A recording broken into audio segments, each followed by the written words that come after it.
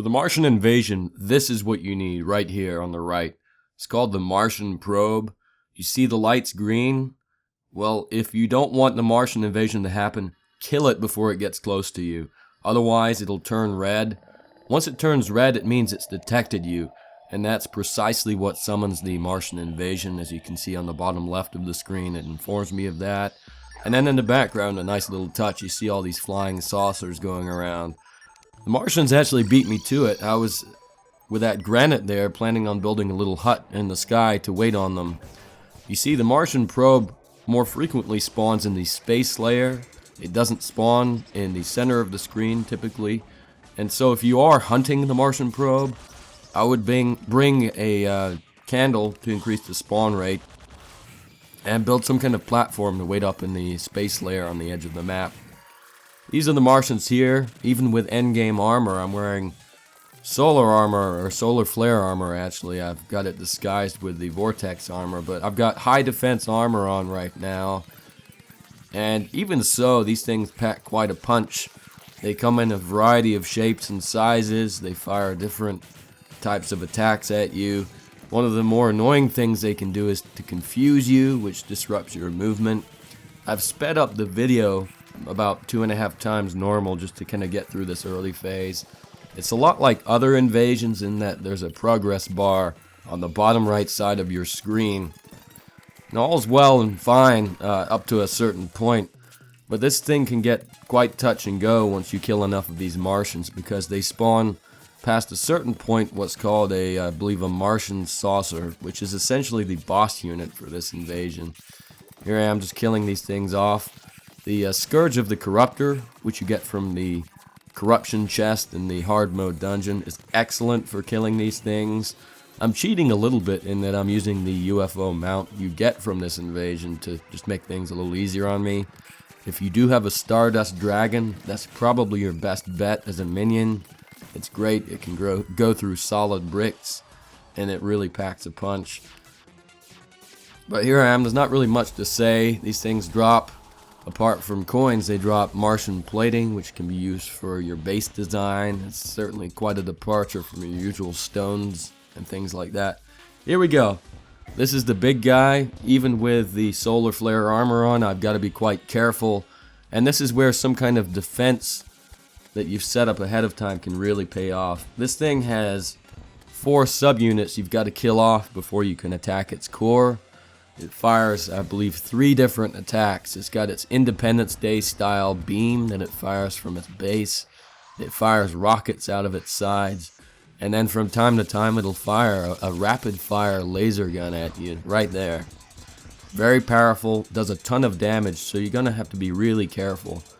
The only good thing about this is the fact that it is limited in where it can be.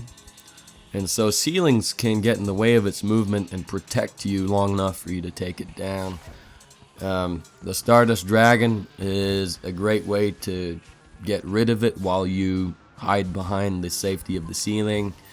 If not that, what I did the first time when I didn't have the Stardust Dragon was I used that Scourge of the Corruptor. Again, you get it from the corruption chest in the hard mode dungeon, and it's a way of firing around corners, which is really what you need. It takes a long time actually to take this thing down, but it's worth it. This is really the whole point for me of summoning the Martian invasion, because this Martian Saucer can drop all kinds of goodies for you. Probably the most desirable is the Cosmic Car Key, which I have equipped right now. It gives you the UFO mount, which can fly indefinitely. It really is something that once you have it, there's no going back from it. It's that useful. Apart from its use as a mount and maneuverability, it also has the benefit of freeing up an accessory slot, so you don't need to put wings there. And by removing wings, you can put something like an Avenger emblem or a Destroyer emblem, something to boost your damage by quite a bit. So it's really good on 2 fronts in that respect. Other than the Cosmic Car Key, these giant saucers can drop other endgame weapons. It can give you a fancy hook. It can give you an endgame machine gun, a sword, that sort of thing. It's all very powerful and useful if you don't have the solar events done yet, so you don't have like the vortex pillar stuff, the solar pillar, all of that. The Martian Invasion gear is quite strong. I don't use it, but I still clearly use the UFO mount, so there you have it.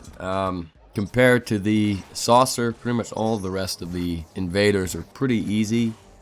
Typically I'll go through 3 or 4 Martian Saucers per round. And the first time around, these things are so strong, it seems like a big chore and a big pain. But with the spawn, or excuse me, the drop rate for the cosmic car key being low as it is, you may have to go through multiple invasions in order to find it, which can be quite awkward, since I'm sure if you don't have it yet, you're really on the hunt for it. There's nothing really to do but to keep trying. And so that's that.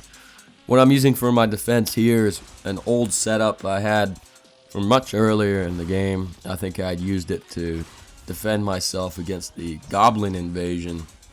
But even now it's useful. I hadn't planned it when I first fought the Martians, but it ended up saving me. Because, like me, when you first fight these things, you're not going to have endgame gear. And so these things are going to hit even harder than they were for me here. Every little trick you can pull helps. The ceiling is really the name of the game. As you can see, its powerful beam weapon is useless against me while I hide under it. If you have the Stardust Dragon, you don't even need to worry about firing around corners. You just need to essentially hang out and wait for your Stardust Dragon to do the job. So there you have it. Again, to spawn the Martians, you have to let the Martian Probe detect you. Let it go from green to red. Go up into the space layer. It spawns more frequently there. And go to the edges of the map. You want to build some kind of waiting area up there to help protect you from the mobs that typically spawn up there. That's fine. Now, if you do trigger the Martian Invasion and you find that it's too much for you, you can deactivate it by triggering another invasion. So if you have I think it's a pirate map or a treasure map, I forget what it's called. Whatever it is that summons the pirate invasion, something like that, that should deactivate the Martian Invasion and get rid of them if they're simply hitting you too hard, or if you find that you're not prepared. For instance, if you don't have that protective ceiling, then you can deactivate them and try your hand at it later on once you are prepared.